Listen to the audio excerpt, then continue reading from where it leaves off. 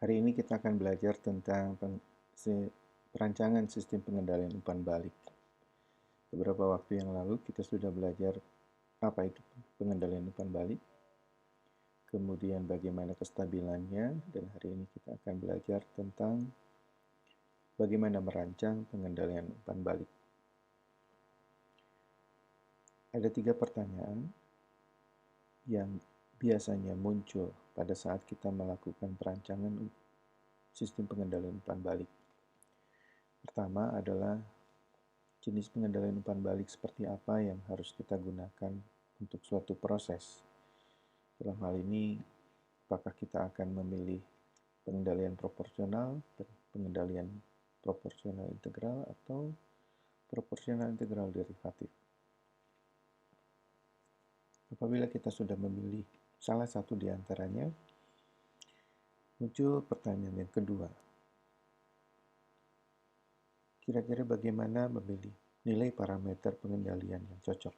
Dalam hal ini, nilai Kc, tau I, dan tau D. Nah, dalam memilih nilai-nilai ini, kriteria-kriteria apa yang harus digunakan dalam menentukan nilai-nilai ini? Apakah overshoot-nya, rise time-nya, decay ratio, dan lain sebagainya. Gambar ini menunjukkan respons dari sistem pengendalian umpan balik. Kira-kira respons seperti apa yang ingin kita dapatkan pada saat kita mengaplikasikan sistem umpan balik ini. Baik, beberapa kriteria yang sederhana. Ini bisa saja, misalnya respon yang saya inginkan, yang kita inginkan itu adalah secepat-cepatnya respons ini bisa menuju ke nilai set point yang baru, misalnya. Atau mempertahankan agar penyimpangan sekecil mungkin. Nah, berdasarkan kriteria-kriteria seperti ini, kita bisa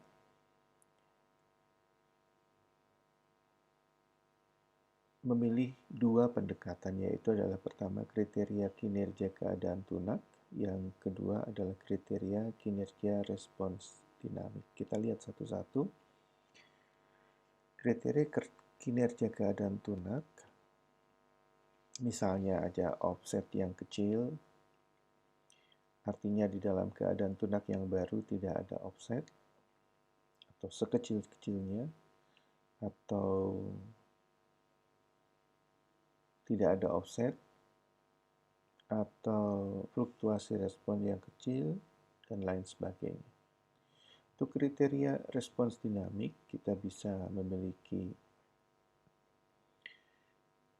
beberapa titik respons dinamik. Misalnya saja yang sederhana itu contohnya seperti tadi yang disebutkan, rise time yang kecil, decay ratio yang rendah, dan lain sebagainya. Atau berdasarkan seluruh respons. Jadi seluruh responsnya kita evaluasi dari 0 sampai tak hingga. Yang B ini membutuhkan pengerjaan yang cukup intensif dibandingkan dengan yang A. Nah, kriteria yang sederhana seperti yang tadi sudah saya sampaikan, kita hanya mendasarkan pada beberapa titik. Contohnya misalnya overshoot. Overshoot itu hanya melihat puncak yang pertama dibandingkan dengan nilai perubahan set point misalnya. Atau rise time-nya, kapan dia mencapai titik kesetimbangan yang baru. Decay ratio itu adalah perbandingan antara puncak dengan puncak. Ini adalah kriteria yang sederhana. Sedangkan kriteria yang lebih kompleks, ini adalah misalnya dengan kriteria kinerja integral waktu. Ada 3. Yang pertama adalah integral of square error atau ISE. Yang kedua adalah integral absolute value of error. Ada IAE dan integral of time weighted absolute value of error ITAE. Nah, semuanya ini adalah integral dari error. Yang pertama ISE errornya dikuadratkan. Yang kedua IAE adalah errornya diabsolutkan. Yang ketiga, selain diabsolutkan, dikalikan juga dengan waktu. Tentu saja ini memiliki sifat-sifat. Pertama misalnya IAE. IAE mengintegralkan error yang timbul dikalikan waktu atau diintegralkan terhadap waktu, maka semakin hari atau semakin lama apabila errornya tidak mengecil, maka nilai integralnya itu akan semakin besar.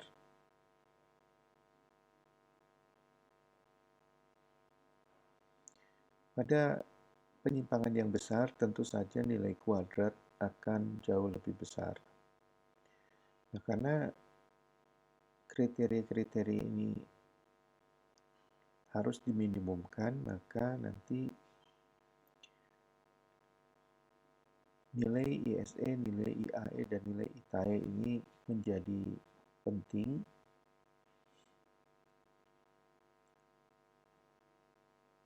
Dan harapannya adalah nilai-nilai tersebut diperoleh sekecil mungkin.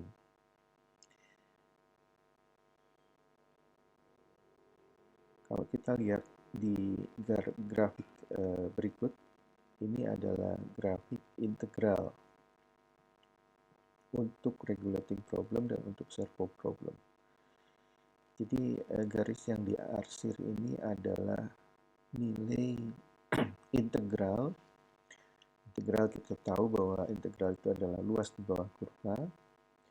Jadi kalau nilai integralnya itu kecil, artinya luas di bawah kurvanya juga akan kecil. Atau dengan kata lain, respons kita itu akan lebih mendekati nilai kesetimbangannya. Nah, tentu dalam hal perancangan nilai-nilai KC, tau I, tau D ini, kita akan memilih nilai KC, tau I, dan tau D yang mengakibatkan integral dari error ini sedekat mungkin dengan nilai kesetimbangan yang baru. Pada prinsipnya adalah seperti itu. Baik, ada beberapa kiat yang bisa kita ambil pada saat kita merancang sistem pengendalian umpan balik. Pertama, apabila kita ingin menekan error yang besar, kita akan gunakan ISE. Kenapa? Karena ISE itu adalah kuadrat dari error. Jadi kalau errornya besar, dikuadratkan pasti akan lebih besar. Dan karena kita meminimumkan, maka dia akan mencari nilai error yang sekecil mungkin. Nah, kalau errornya kecil, nilai yang kecil kalau dikuadratkan akan tambah kecil. Nah, tentu saja hal ini tidak akan memberikan dampak yang signifikan terhadap integral. Oleh sebab itu, integral dengan absolute error itu lebih disukai. Nah, untuk respon yang berkepanjangan, biasanya orang menggunakan ITAE karena ada komponen waktu di situ. Jadi semakin lama pasti akan semakin besar nilai integralnya. Nah, tentu saja karena juga ITAE akan diminimumkan, maka nilai-nilai parameter yang dipilih itu adalah nilai-nilai parameter yang membuat nilai ITAE ini menjadi kecil, atau dengan kata lain, responsnya akan secepat mungkin bisa berhimpit dengan nilai kesetimbangan yang baru.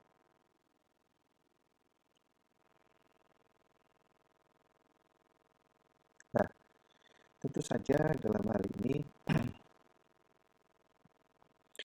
kriteria yang berbeda akan menghasilkan rancangan sistem pengendalian yang berbeda, dan untuk kriteria yang sama,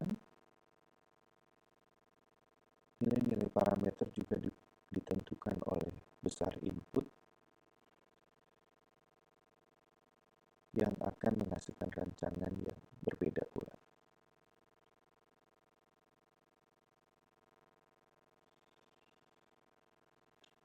Ya, lalu bagaimana memilih jenis pengendali? Memilih jenis pengendali biasanya memiliki sistematika seperti ini. Yang pertama adalah kriteria kerja yang akan digunakan itu apa. Misalnya ISA, IAE, TAE. Kemudian kita hitung masing-masing nilai parameter pengendalinya, baik untuk proporsional, proporsional integral, maupun proporsional integral derivatif. Baru kemudian kita pilih pengendali mana yang paling baik untuk kita gunakan. Tentu saja pekerjaan ini adalah pekerjaan yang sangat robust. Banyak pekerjaannya, dan kita lihat juga bahwa ini sangat-sangat sensitif terhadap misalnya saja besar input dan lain sebagainya. Ya, secara matematika ini bisa dikerjakan. Kita punya komputer yang canggih, tapi tentu saja di lapangan hal ini tidak mungkin dilakukan karena misalnya waktu yang sempit untuk mengambil keputusan dan lain sebagainya. Atau dengan kata lain ini tidak praktis. Ya, jadi sistematika ini akan sangat tendensius, artinya hanya untuk input-input tertentu. Kemudian ini juga sangat bergantung pada model matematik. Kalau model matematiknya itu menyimpang atau tidak cocok, pasti akan lain. Ini juga ambigus terhadap pemilihan kriteria. Apakah itu ESA, IAE, TAE. Kemudian ya tadi sudah saya sebutkan sangat bergantung terhadap besarnya input.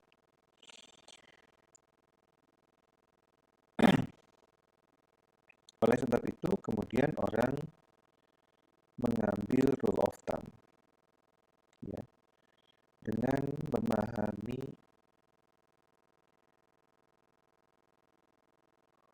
sifat dari masing-masing pengendalian, misalnya proporsional. Proporsional itu mempercepat respon, tapi juga menghasilkan offset.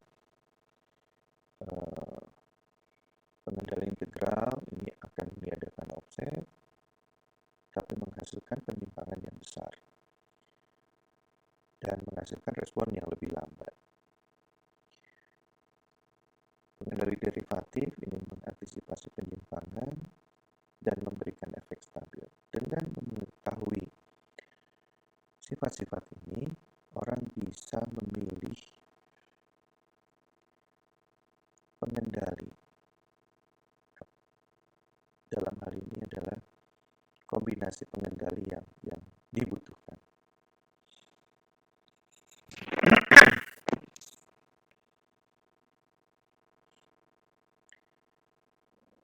Nah, ada beberapa pendekatan atau rule of thumb hints ya. Yang pertama itu adalah kalau memungkinkan gunakan pengendali proporsional.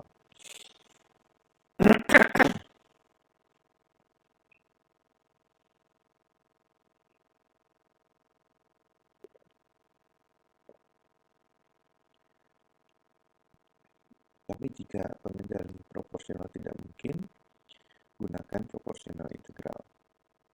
Penggunaan pengendali derivatif atau PID hanya untuk mempercepat respon dan mempertahankan kehandalan.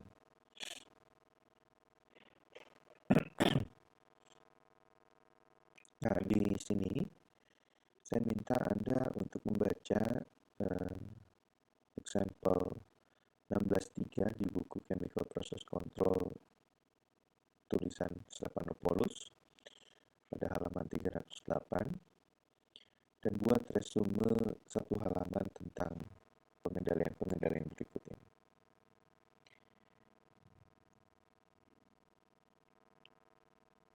Baik, kita lanjutkan ke penalaan atau tuning. Jadi, bagaimana sih saya bisa mendapatkan nilai-nilai harga KC, TOI, dan TOD dengan cara yang sudah disampaikan tadi. Yang pertama itu adalah menggunakan kriteria sederhana. Yang kedua menggunakan kriteria kinerja integral. Yang ketiga menggunakan aturan semi-empiris. Misalnya metode Cohen-Kuhn. Metode ini cukup handal dan bisa digunakan dalam praktek. Baik, yang pertama,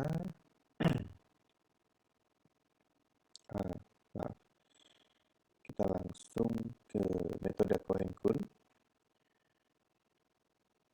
Penalaan Cohen-Kuhn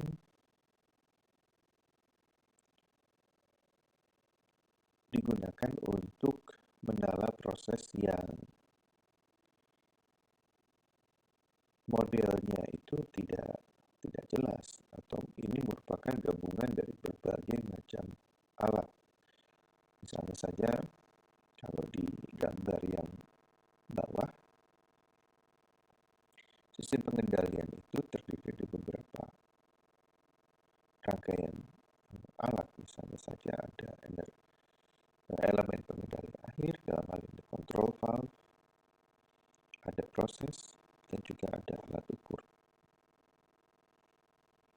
Misalnya dalam sistem pengendalian laju alir, Anda punya control valve yang misalnya saja orde kedua, proses orde pertama, dan alat ukur manometer mungkin juga orde kedua. Berapa nilai-nilai harga K dan tau-nya itu sangat sulit ditentukan secara langsung. Nah, oleh sebab itu, biasanya kita tidak terlalu peduli dengan masing-masing alat, tapi kita coba untuk melihat rangkaian alat tersebut. Nah, caranya bagaimana? Sistem pengendalian yang kita punya, kita potong antara PID dan elemen pengendali akhir. Ya, antara kontrol dan elemen pengendali akhir kita potong. Tentu saja dalam praktek ini tidak betul-betul dipotong, tetapi hanya mengalihkan mode dari pengendali dari asalnya otomatis menjadi manual, sehingga kita bisa mengubah input dari elemen pengendali akhir ini secara manual. Kemudian setelah itu kita akan melihat berapa sih output dari alat ukur. Ini juga kita tidak sengaja pasang alat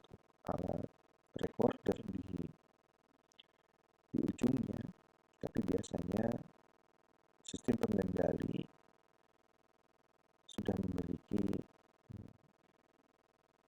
recorder sendiri, terutama apabila misalnya pengendali yang kita gunakan adalah pengendali berbasis digital, jadi datanya itu pasti akan terekam. Baik,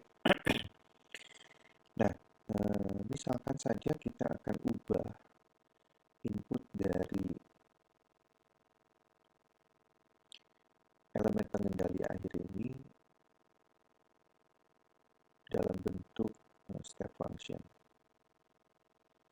Maka nanti di ujung alat ukur, atau kita kalau berdasarkan gambar ini di scope 1, akan muncul respon seperti yang sebelah kanan. Nah, respon yang sebelah kanan ini kalau bisa kita asumsikan ini adalah sebuah respon order 1 dengan dead time. Ya, kita dekati respons ini dengan respons order 1 dengan dead time. Seperti ini. Jadi kita anggap respons ini adalah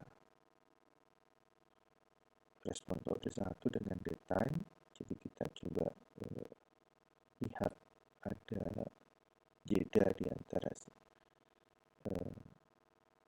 dari titik awal ke saat respons ini mulai bergerak naik. Ya. Di sebelah sini ini adalah dead time-nya. Kemudian ini adalah order 1-nya. Kita anggap ini order 1. Sehingga kalau kita lihat dead time ini bisa kita tentukan, sedangkan harga tau itu bisa dinyatakan dengan slope, ya, slope pada titik infleksinya. Seringkali kita kesulitan untuk mendapatkan slope ini, ya. Kita beruntung kali ini kita mendapatkan kurva yang mulus, tapi umumnya dalam praktek kurva ini tidak mulus, ya. Dan untuk menentukan titik infleksinya juga tidak mudah. Tapi kembali kalau kita menganggap bahwa respons ini adalah order 1, dan selama kita mendapatkan nilai akhirnya, walaupun itu adalah aproksimasi, kita tahu bahwa kalau order 1 itu tidak pernah mencapai nilai akhirnya, tetapi kita bisa menganggap nilai akhirnya pada suatu titik, maka nilai tau itu adalah sebenarnya 0,63 dari 0,63 bagian dari perubahan respons ini. Ya, jadi 0,63 dari perubahan ini. Dalam hal ini kalau di sini perubahannya 0 ke 10, berarti 0,632-nya itu adalah di sini, ya. Nah, jadi kita tarik 0,632, kita lihat berapa sih waktunya. Ya, misalnya saja di sini 5,5, kemudian kita kurangi dengan dead time-nya, maka itu adalah tau-nya. Secara kasar kita bisa tentukan seperti itu. Nah, kalau kita sudah dapat tau, kita sudah dapat TD, sedangkan nilai K ini kita peroleh dari perbandingan output terhadap input. Kalau tadi kita berikan input misalnya satu satuan, outputnya nanti keluar 10 satuan, maka kita bisa pahami bahwa 10 dibagi 1 berarti K-nya itu 10. Lain halnya misalnya kalau inputnya 2 satuan, outputnya 10 satuan, berarti K-nya itu 10 per 2, jadi 5. Gitu. Ya. Jadi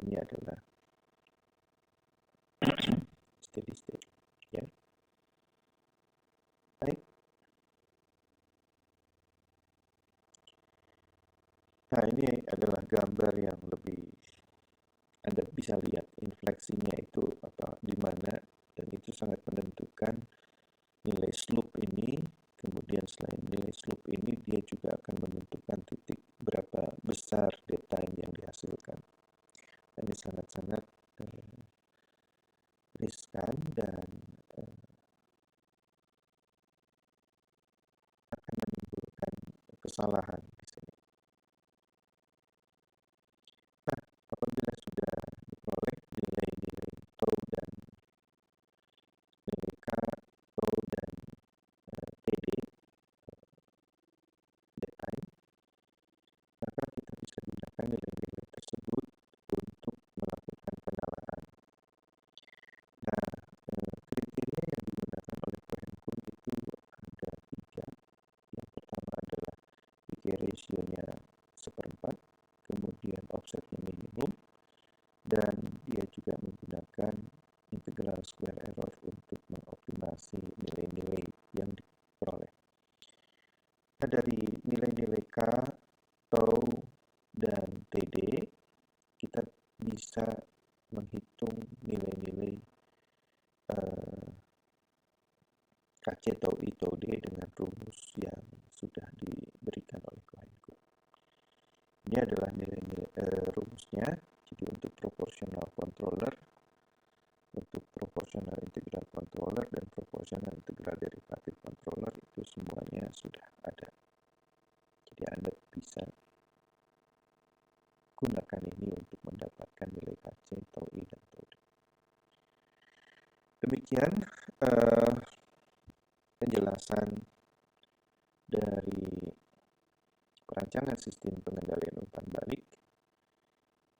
Masih ada beberapa suplemen dari bab ini, tetapi akan saya sampaikan secara terpisah. Terima kasih.